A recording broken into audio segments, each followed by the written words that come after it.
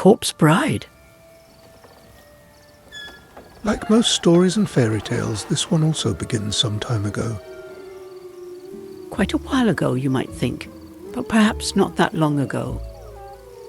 Maybe this story could be more current than one might like. There once lived a young man who was approaching a marriageable age. He was handsome and had good manners. Surely you would have liked him too. He was, as you young people would say today, a good catch. You could put it that way. So he was on his way with his best friend to take the beautiful girl in the neighbouring village as his wife. He had long set his eyes on this lovely woman, and tomorrow was to be the day when he would propose to her. But first, he wanted to camp outside the village with his friend and ceremoniously bid farewell to bachelorhood. As the sun slowly set and a full round moon appeared in the sky, they made a fire and, well, as is the case with young men, they started drinking, laughing and shouting. The young groom had spent his hard-earned wages on a ring that he planned to impress his bride-to-be with. But his friend teased him, saying he would need to come up with something special if he wanted to propose. With a sweeping gesture, he dropped to his knees before the groom and shouted, "Take me as your husband, you lovely woman." And with laughter, the two tumbled over and continued drinking. The groom actually became thoughtful, though. After all, he was a bit shy and asked his friend what he should do if he became so nervous that he couldn't say a word.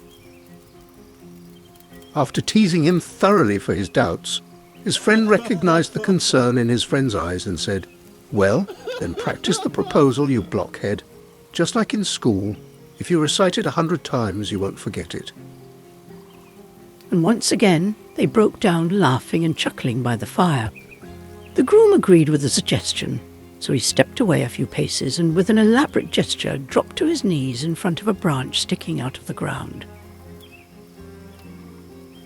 His friend doubled over with laughter, but then joined in the performance with feigned seriousness. He positioned himself next to him, nodding with a stern expression. The groom took the ring and slipped it onto the bony branch, and with a laughing voice, he recited his marriage vow. Then he solemnly danced 3 times around the branch and sang a Jewish wedding song, as he had learned was the custom. Laughing and shouting, the 2 young men collapsed in the moonlight. And as they lay there merrily, the branch with the ring on its finger began to tremble and shake. It shook more and more until finally the laughter of the 2 young men died down, and they themselves began to tremble like the old branch in front of them. And then, out of the earth, a corpse emerged from the ground. The branch was, in fact, the arm of a rotting skeleton that rose before them. There she stood, a living corpse, once a bride, now nothing more than decayed flesh and decomposing bones. She still wore the remnants of a silk dress, now covered in worms and cobwebs, creating a grotesque sight. The moonlight shone brightly on the corpse bride as she walked purposefully towards the 2 men, who were both paralyzed with shock. "Ah," said the corpse, addressing the groom, "you have performed the wedding dance and placed the ring on my finger. Now we are husband and wife." Horrified, the 2 men ran. The bride, however, didn't take her eyes off the groom and called after him. "I demand my rights as your bride." But this only made the poor groom run even faster. "What on earth has happened?" he asked his friend. His friend advised him to run faster before that creature could catch up with them. So they ran to the village where the beautiful girl lived, the one the groom actually wanted to marry. But before they could go to the young woman, they both agreed to knock wildly on the door of the rabbi in the village. The rabbi was taken aback by the commotion. "What do you 2 troublemakers want at such a late hour?" "Please, we have an important question," said the groom. His friend added, "He wants to propose to his beloved tomorrow. It's urgent and can't wait." The rabbi chuckled. "Oh, really? And that's why it's so urgent. Ah, youth!" And he laughed loudly. "What do you want to know, my boy?" he asked, inviting the two young men inside.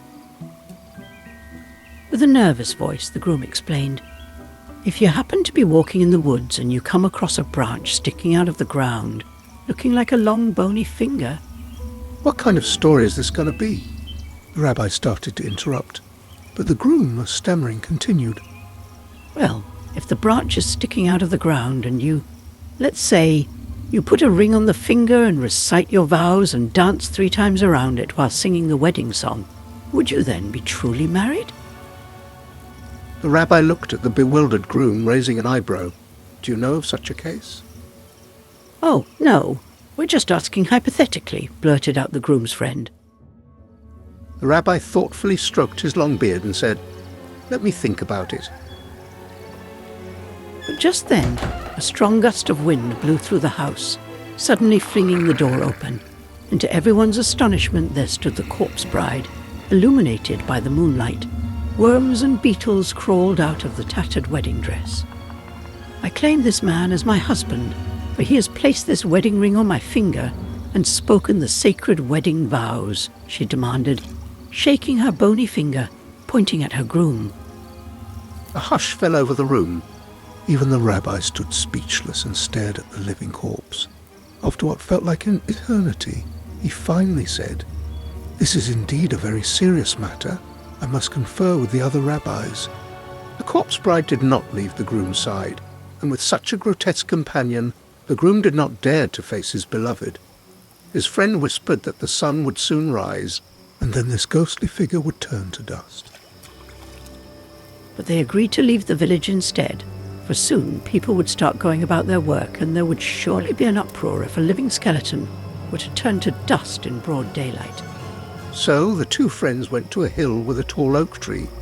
The corpse bride followed them unrelentingly, and there finally the first rays of sunlight appeared. "Ha ha ha! Now your spell ends," shouted the groom's friend. And indeed, nothing happened. The corpse bride walked steadily forward, positioning herself beside her groom. "I am no vampire, you fool," she hissed to the lifeless bride.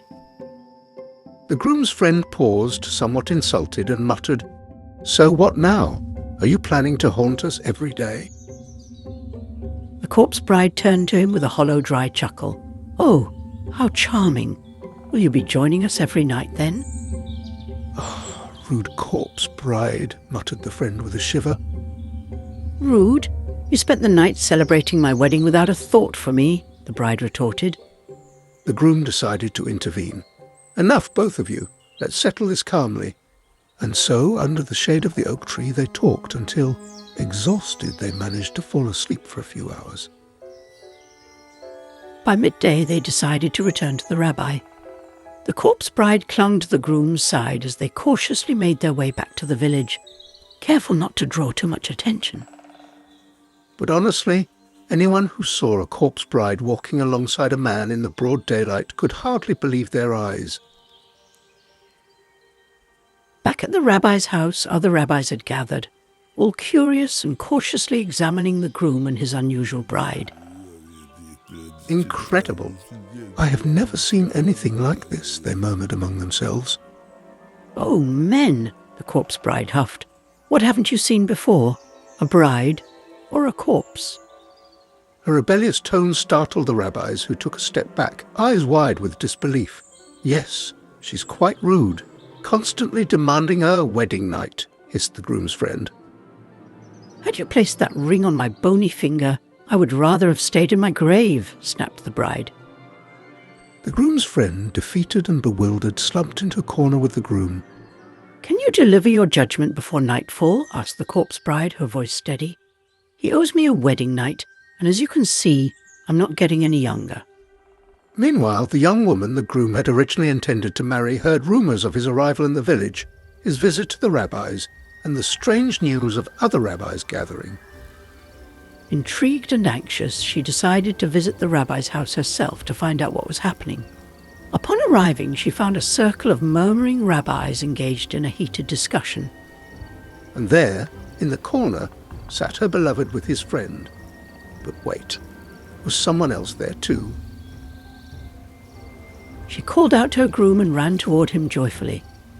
But as she saw the living corpse beside him, her smile faded, and she froze in shock. The groom rushed to her side, attempting to soothe her, but you can imagine how the story he told only deepened her distress.